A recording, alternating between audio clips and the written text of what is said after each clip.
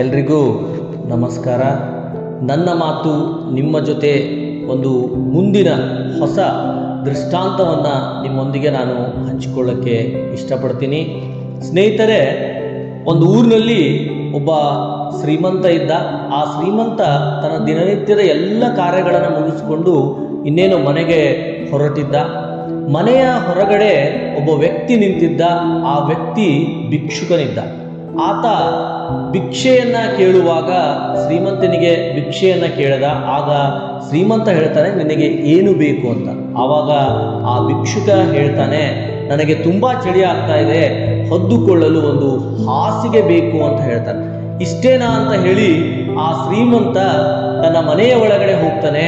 ಆದರೆ ಮನೆ ಒಳಗಡೆ ಹೋದ ಮೇಲೆ ಹೆಂಡತಿ, ಮಕ್ಕಳು, ತನ್ನದೇ ಆದಂಥ ಹಲವು ಕಾರ್ಯಗಳ ಮಧ್ಯೆ, ಒತ್ತಡಗಳ ಮಧ್ಯೆ ಆ ಭಿಕ್ಷುಕನಿಗೆ ಹೇಳಿರುವ ಮಾತನ್ನ ಆತ ಮರೆತು ಬಿಡ್ತಾನೆ.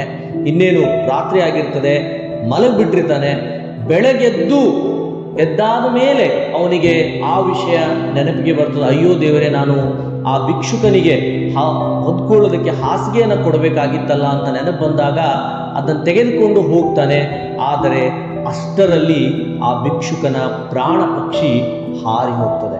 ಸ್ನೇಹಿತರೆ, ಇದು ಅತ್ಯಂತ ತುಂಬ ಸಣ್ಣದಾದಂಥ ಒಂದು ಘಟನೆಯಾಗಿದ್ದರೂ ಕೂಡ ಈ ಒಂದು ಘಟನೆಯ ಮೂಲಕ ನಾವು ತಿಳಿದುಕೊಳ್ಬೇಕಾಗಿರೋ ವಿಷಯ ಏನಂದರೆ, ಮೊದಲನೇದಾಗಿ ನಾವು ಯಾವತ್ತೂ ಕೂಡ ಯಾರೊಂದಿಗೂ ಕೂಡ ಮಾತನ್ನು ಕೊಡಬಾರ್ದು, ಅಂದರೆ ಪ್ರಮಾಣವನ್ನು ಮಾಡಬಾರ್ದು.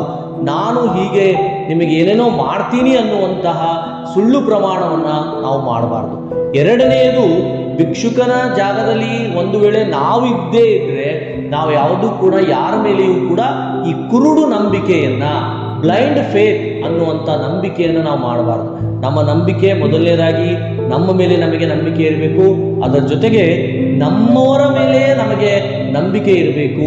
ಹಾಗಾದಾಗ ಮಾತ್ರ ನಾವು ಜೀವನದಲ್ಲಿ ಯಶಸ್ಸನ್ನು ಸಾಧಿಸೋದಕ್ಕೆ ಸಾಧ್ಯ. ಸ್ನೇಹಿತರೆ, ಅದಕ್ಕೆ ಬಹಳ ದಿನದಿಂದಲೂ ನಮಗೆ ನಾವು ಕಂಡುಕೊಂಡಿರೋ ಒಂದು ಸತ್ಯ ಏನು ಅಂದರೆ, ನಂಬಿಕೆಯೇ ಜೀವನ ಅಂತ.